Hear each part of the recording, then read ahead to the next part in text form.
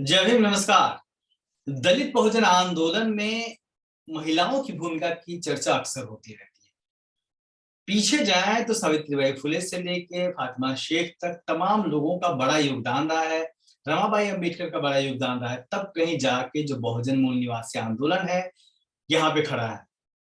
आज के वक्त में जो फुले अम्बेडकरी आंदोलन है उसमें महिलाओं की भूमिका कितनी सशक्त हो पाई है, वो कितना बढ़ चढ़ के हिस्सा ले पा रही है, इस बारे में हम चर्चा करेंगे। और हमारे साथ हैं इस बातचीत में नीलिमा बागड़े जी, जो कि केंद्रीय कार्यकारिणी की सदस्य हैं बामसेप की, और मैम छिंदवाड़ा मध्य प्रदेश में रहती हैं और एसोसिएट प्रोफेसर हैं एक कॉलेज में, जिसके बारे में मैम खुद ही बताएंगी। मैम, बहुत बहुत स्वागत आपका, आपने वक्त दिया। धन्यवाद। पहले तो जी, सबसे पहले आप जल्दी से अपने बारे में बता दीजिए ताकि आपके बारे में परिचित हो जाए हमारे दर्शक। जी, मैं doctor Nilima Bagde, associate professor, government girls college Chhindwara में प्राणी शास्त्र विभाग की विभागाध्यक्ष हूँ और बामसेप की केंद्रीय कारिणी में एक सदस्य के रूप में अपनी भूमिका का निर्वहन कर रही हूँ। कब जुड़ी आप बामसेप से? मुझे लगभग 10 साल हो गए सर। क्यों जुड़ी थी आप? ये एक ऐसा संगठन है जो अधिकारी और कर्मचारियों का संगठन है, लेकिन वो समाज के लिए काम करता है। तो ये जो है प्रेरणा, मुझे इस काम ने मुझे प्रेरित किया और मैं इस संगठन से जुड़ गई। और जी जी जी जी आप बताएं, पूरा करें अपनी बात। हाँ, तो ये जो संगठन है, चूंकि ये अधिकारी और कर्मचारियों का संगठन है, इसीलिए ये non educational, non political, non religious और नॉन चैरिटेबल है। तो उद्देश्य क्या था आपका जुड़ने का? मतलब आपको क्यों लगा कि बामसेप से जुड़ना चाहिए और जुड़ के काम करना चाहिए? मंशा क्या थी आपकी? जी, क्योंकि बामसेप का उद्देश्य है व्यवस्था परिवर्तन, और हम देख रहे हैं समाज में, समाज जो है यहाँ पर जो हम देख रहे हैं कि वर्तमान में समाज में दो विचारधाराओं का टकराव है। और ये विचारधारा एक संविधान से संचालित होती है और दूसरी जो विचारधारा है वो मनुस्मृति के द्वारा संचालित होती है। तो संविधान से जो विचारधारा रूल ऑफ लॉ के रूप में जो संचालित हो रही है, तो हमें संविधान का साथ देना है। और जो मनुस्मृति की जो विचारधारा से चलने वाले असमानतावादी लोग हैं, उनको समानतावादी के रूप में समानता, बंधुता, न्याय और जो है स्वतंत्रता, ये जो चार उसके सिद्धांत है, उसके आधार पर इस समाज के निर्माण में अपनी सहभागिता देने के लिए, मतलब एक बेहतर समाज बनाना चाहती हैं आप, इसलिए आपको लगा कि बामसेप में शामिल होना चाहिए।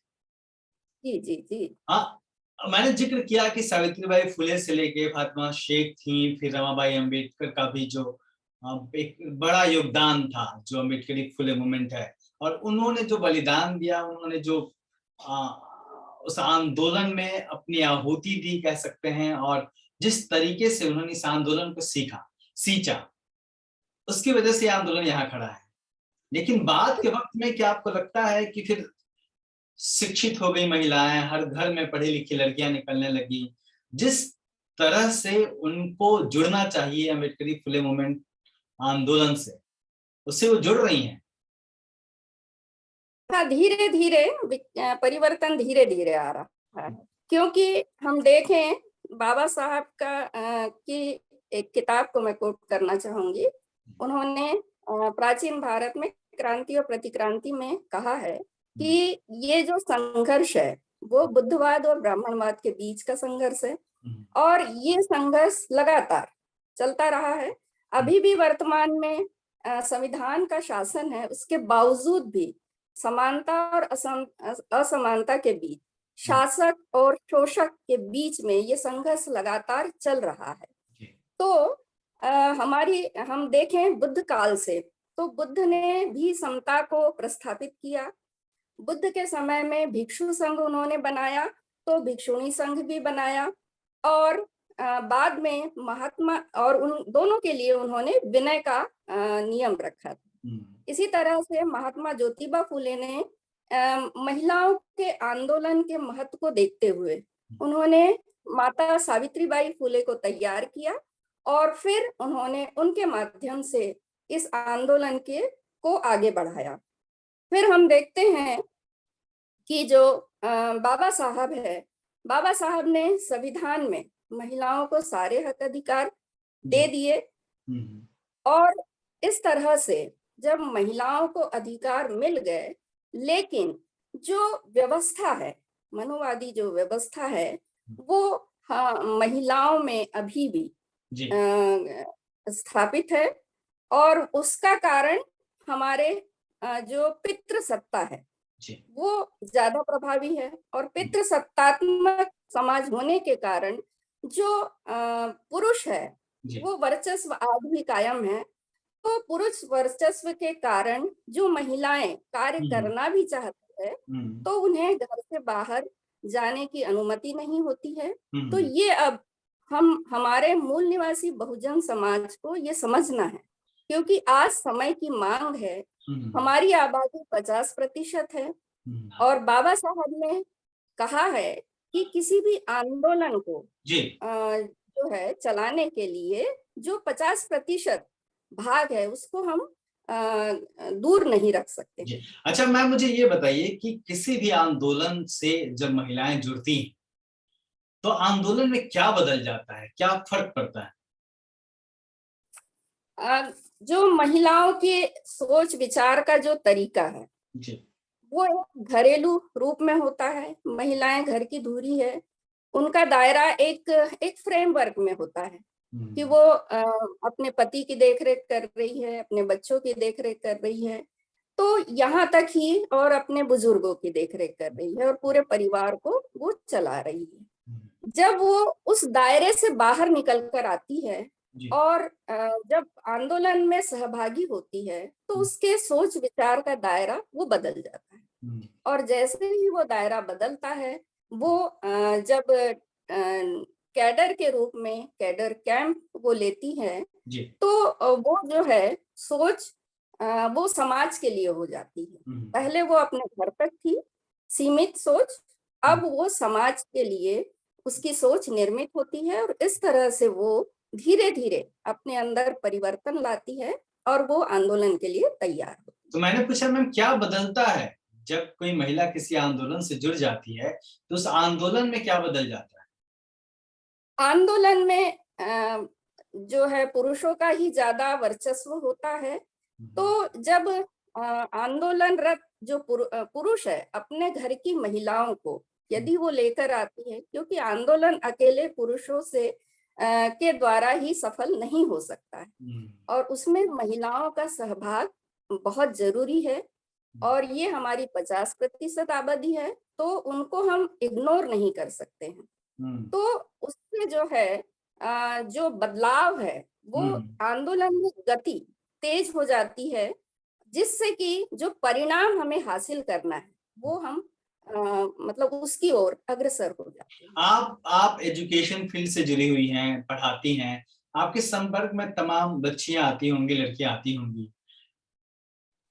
आपको क्यों लगता है कि जो नई पीढ़ी है, या फिर मैं ये पूछूं कि नई पीढ़ी जो है उसका जो भी मूवमेंट है, जो बहुजन आंदोलन का मूवमेंट है या फिर महिला मुक्ति का आंदोलन है, महिलाओं के सवाल है, उससे जुड़ना उनका कितना जरूरी है, जो नई पीढ़ी है उसका? नई पीढ़ी का तो बहुत ही ज्यादा जरूरी है। उन्हें एक तो उन्हें सबसे पहले संवैधानिक जो अवेयरनेस है वो बच्चों में लाना बहुत जरूरी है, क्योंकि संविधान को की जानकारी दूसरे प्लेटफॉर्म से नहीं दी जाती है।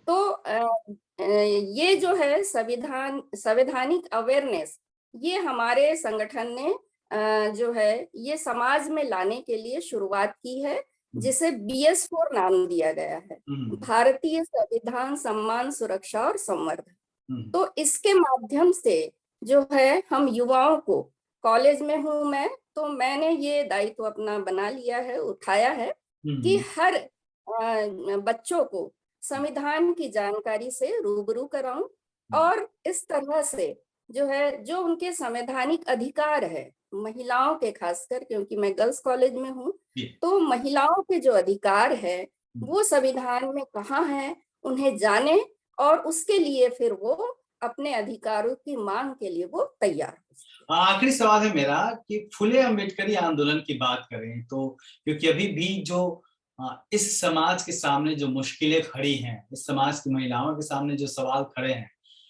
उनका संघर्ष ज्यादा अहम हो जाता है, उनका संघर्ष करना ज्यादा जरूरी हो जाता है। तो आपको क्या लगता है कि फुले अम्बेडकरी आंदोलन में महिलाओं का शामिल होना कितना जरूरी है? क्या अपील करेंगे आप महिलाओं से? महिलाओं से मैं यही अपील करूंगी कि यही ऐसा फुले और अंबेडकर आइडियोलॉजी वाला जो आंदोलन है वो समता, स्वतंत्रता, बंधुता और न्याय के ऊपर आधारित है।